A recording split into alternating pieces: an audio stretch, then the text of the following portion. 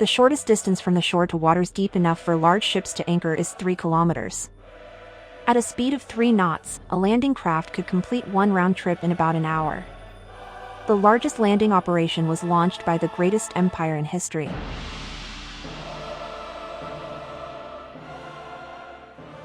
This is a world map reflecting the geographic knowledge of the Mongol Empire in the 13th century. Spanning 30% of the world's land area, it was the largest empire in history. On the left of the map, Africa and Europe are depicted. The empire expanded from the Black Sea in the west to the Persian region in the south. In Asia, after conquering the Korean peninsula, the Mongols turned their attention to the Song dynasty in southern China. In an attempt to isolate the dynasty, the Mongols demanded the subjugation of Japan, which had friendly ties with the dynasty. The fifth Mongol emperor, Kublai Khan, dispatched a letter to Japan. I trust that you will revere Mongolia as a father and forge relations with us. Yet, if this path is closed, I may be forced to send troops, though conflict is what I seek to avoid. At the time, Japan was under the rule of the Kamakura shogunate, a military regime. The young regent, Hojo Tokimune, received the letter. Concluding that it was a threat, he decided to reject the Mongol demands, as Korea and Vietnam had done. Instead of responding, he gathered intelligence from Chinese envoys and Korean refugees, eliminated the opposition, and unified national policy. Upon receiving no response to his sixth letter, Emperor Kublai decided to invade Japan. He assembled a coalition force of about 40,000 troops. Under his command, 900 warships, including 300 motherships, were prepared on the Korean peninsula. On October 3, 1274, the Mongol fleet set sail from Happo on the Korean coast. 2 days later, on October 5, they attacked Tsushima Island. The local garrison, consisting of only 80 cavalrymen, was overwhelmed, leaving the island in ruins. On October 14, Iki Island suffered a similar fate. Its garrison of 100 cavalrymen was routed. Monk Nichiren later recounted the destruction of the islands in a letter. Men were killed. Captured peasants and women were tied to the ship's walls with ropes threaded through holes in their hands. No one was spared. Upon receiving urgent reports from the islands, Japan swiftly mobilized its forces in Hakata Bay and began preparing to intercept the invading army. By October 17, the Mongol forces had attacked Nokonoshima Island. On October 20, more than 2 weeks after departing, the 40,000-strong army began its full-scale landing. However, the operation proved more difficult than the Mongols had anticipated. Now, let's pause for a moment and simulate the landing operation from the perspective of a Mongol commander. The topography of Hakata Bay posed challenges for large-scale amphibious operations. The shortest distance from the shore to waters deep enough for large motherships to anchor is about 3 kilometers. At a speed of 3 knots, or 5.6 kilometers per hour, a landing craft could complete one round trip in about an hour. According to the historical scroll Moko Shurai Akitoba, the landing craft had 14 crew members. Assuming 4 were oarsmen and 10 were combatants, and that 300 landing craft were in operation, 3,000 men could theoretically land per hour. This equates to 30,000 men over a 10-hour period from 7 a.m. to 5 p.m., a significant undertaking requiring an entire day. It must have been impossible to deploy all 300 motherships, each 30 meters in size, to one spot. Instead, they anchored around the bay to create multiple landing sites. While the troops were unloading, the Japanese defenders could attack from the warships or engage in hand-to-hand combat on the beach. It's questionable whether the initial 3,000 scattered troops could have remained safe for even an hour before reinforcements arrived. A man based his harsh assessment on data from the Sino-Japanese and Russo-Japanese wars. Major General Takeuchi Aki, of the Imperial Japanese Army, provided the following analysis. Even under ideal conditions with no enemy interference, the maximum number of troops that could be landed in a single day in the 20th century was around 10,000. In the case of the 1274 invasion, the figure was likely closer to 7,000 per day. According to a prisoner of war's testimony recorded in Nichiren's Ankakuran Shisho, each ship carried 5 war horses. If 300 motherships were sent out, about 1,500 horses would have been shipped across the ocean. The animals, however, found the journey to be a terrible ordeal. Environmental changes can be very stressful for horses. According to a Japan Racing Association ranch official, 1 out of every 10 horses can develop a fever after an 18-hour truck ride. After 24 hours, that number triples, sometimes resulting in fatal pneumonia. Given the 17-day sea voyage, many of the horses likely arrived severely weakened, if they survived at all. The challenging conditions meant that the famed Mongol cavalry archers could not perform at their best. Consequently, their anticipated influence on the battlefield remains undocumented. The exact size of the Japanese army is unknown. However, we know that Commander Shoni Kagasuka led his 500 cavalrymen, and reinforcements arrived from different parts of Kyushu. The Japanese also had a contingency plan in case their coastal defenses at Hakata failed. They had a fallback defensive position, originally constructed to defend against a potential Chinese invasion located about 10 kilometers inland. Now, let's get back to the timeline. The battle began around 8 a.m. on October 20th. Some Mongol forces landed in the Sawara area, seizing Mount Sohara and establishing a foothold.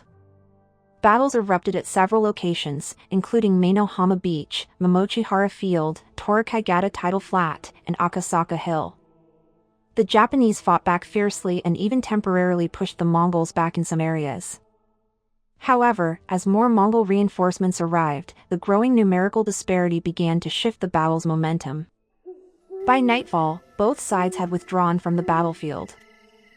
Following the battle on October 20th, it is believed that the Mongol army retreated under the cover of darkness. This interpretation is based on a document from the Hachiman-gudo Koan, which translates to "even a foolish child can understand the teachings of the god." According to the document, 30 divine beings appeared and shot arrows at the Mongols after the battle. Terrified, the Mongol soldiers fled toward the sea.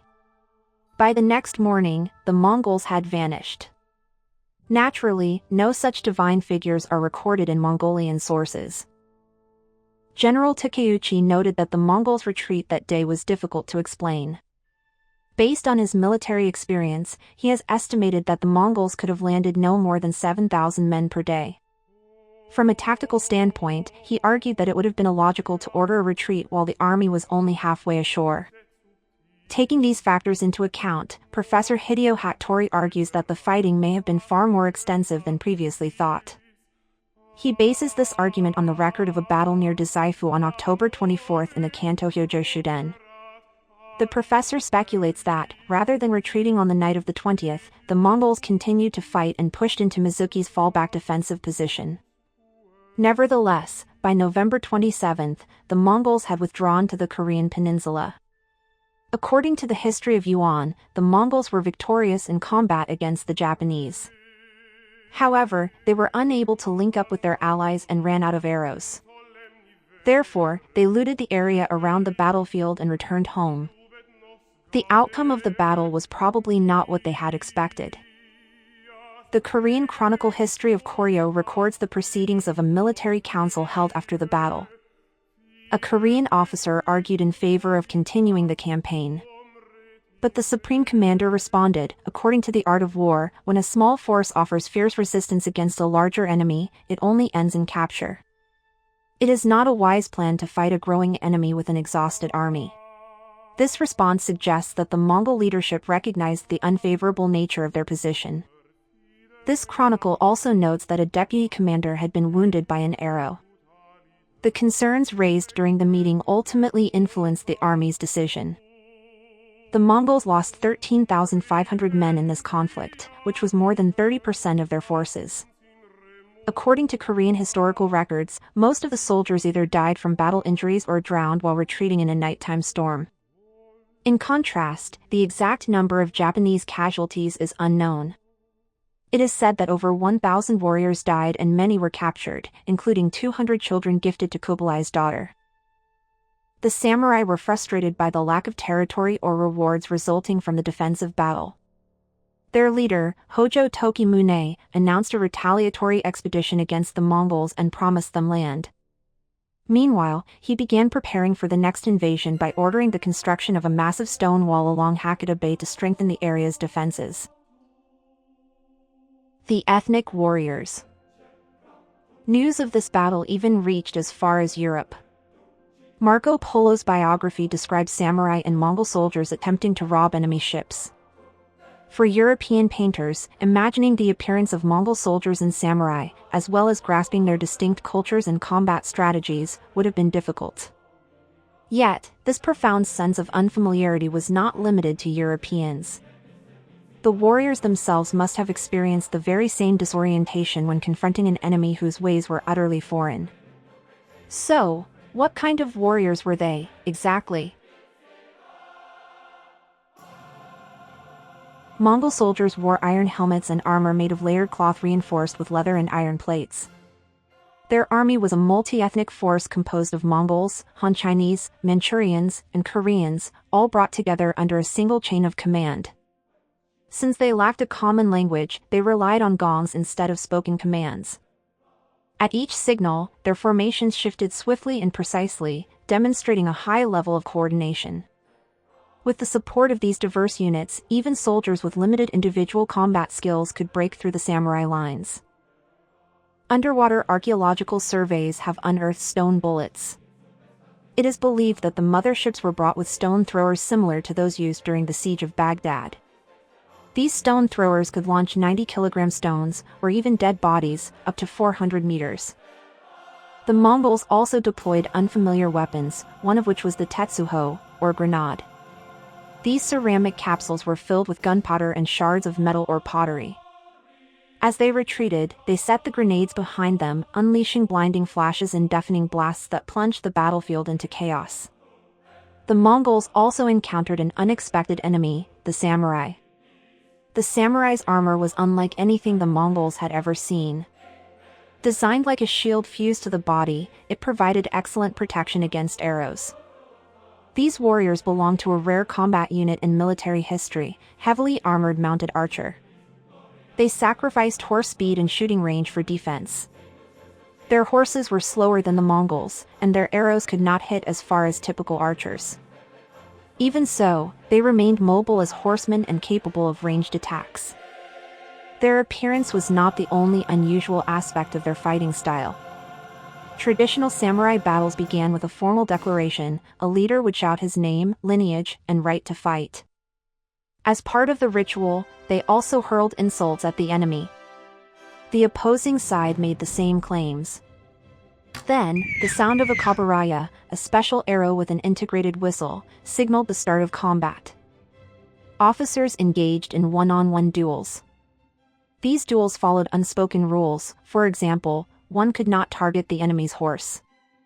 After the ceremonial opening, the actual chaos of the battle, or the skirmish, started. It's thought that the role of the infantry was minimal. Nevertheless, it's unclear how much of this tradition was upheld when facing enemies who spoke different languages. For both the Mongol and Japanese armies, the bow was the primary weapon on the battlefield. The Mongolian used a composite bow, which is a compact yet powerful weapon made by combining wood, animal horn, and sinew. Their small size made them ideal for horseback use and suited them perfectly to the hit-and-run tactics of nomadic warfare. These bows had a draw weight of 44.4 kilograms and required significant upper body strength to use. The Japanese used the Yumi, a longbow made of layered wood and bamboo. The term Yumi refers to bows in general. To distinguish the Japanese bows, they are referred to as wakyu. At over 2 meters tall, it was one of the largest bows in the world. Its distinctive asymmetrical shape, with a shorter lower limb, made it easier to handle on horseback while maintaining long-range accuracy. These bows had a draw weight of 21.7 kilograms, half that of the Mongol bows. Despite their differences in design, materials, and draw strength, the two bows had a similar range. According to Professor Saxton Pope of California University, test shooting revealed that both bows could reach distances of around 160 meters. This suggests that, in terms of raw range, the two weapons were evenly matched despite reflecting two very different approaches to archery and warfare. We often see a range of 400 meters for the Yumi. This figure likely stems from training standards during the Edo period when samurais practiced at a distance of 4 cho, or 432 meters. Interestingly, such distances are beyond the capabilities of modern archers. In the 12th century, the legend, Minamoto no Tamatomo, was said to have wielded a bow with a draw weight of 100 kilograms. An 89-kilogram bow has actually survived. With bows of that kind, a 400-meter shot might have been possible, but that seems more like a myth than a fact. Modern bow makers generally craft bows with draw weights between 13 and 18 kilograms. Typically, no bows exceeding 40 kilograms are manufactured. The oldest verified distance shot was 334 meters, achieved by athlete Junji Miyata in 1966. This impressive feat represents the absolute limit for a master archer and not a typical combat range. The practical range of the bow in actual combat was significantly shorter than myths or athletic records suggest. On the battlefield, the practical distance was around 55 meters, roughly the width of a soccer field. As stated in the 17th century martial arts manual, Kinetsushu, beyond 55 meters, beyond one's capabilities. While an archer could reliably hit a moving target at 55 meters, piercing strong armor or a helmet required a much closer shot. From horseback, the shooting range was even more limited. In Yabusame, Japan's ritual of mounted archery, archers engaged targets from only 5 meters away. At such a close range, the arrows had enough force to penetrate armor. Arrows were far more powerful and difficult to evade than swords and spears. The samurai's evolution into heavily armored mounted archer may have been influenced by their willingness to use this bow power in close combat.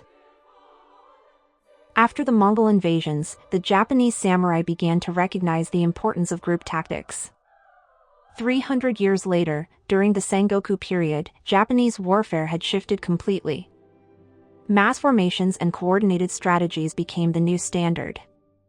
One of the era's prominent warlords, Imagawa Yoshimoto, was known as the best archer of the Tokaido region. Even as firearms gained recognition, his title reflected a samurai ideal. The heavily armored mounted archer was still considered the archetypal warrior. Eventually, the Edo period brought an end to the age of constant warfare. Peace took hold, and weapons such as bows, spears, and guns faded from everyday use. The only weapon the samurai continued to carry was the sword. Our image of the samurai as master swordsman did not originate from the battlefield but rather from this peaceful era. This letter was sent from the Mongol Empire to Japan. It urged Japan to establish diplomatic relations with the empire. What is noteworthy is how the letter was written. There is a visible indentation at the beginning of the document.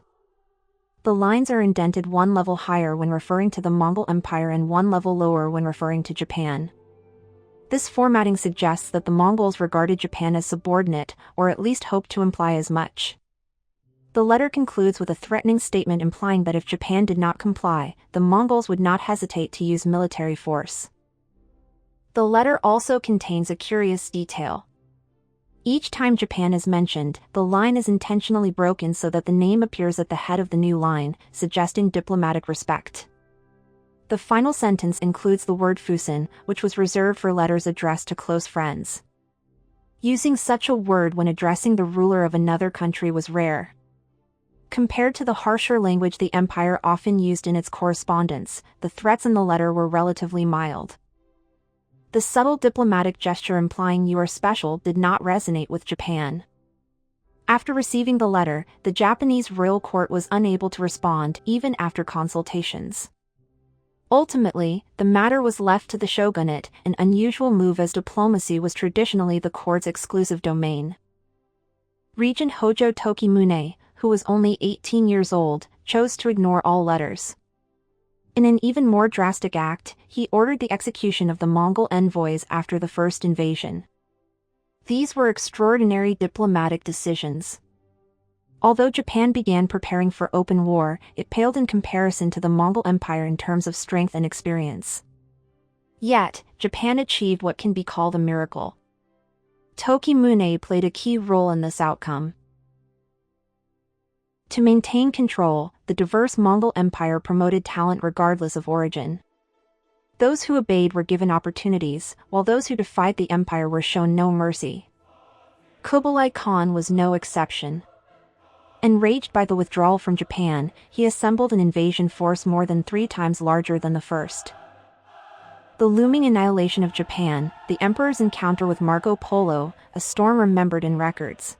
Will the divine wind blow? Next episode, the second invasion.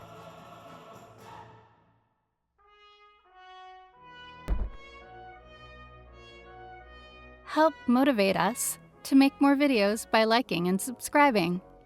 Thank you for watching!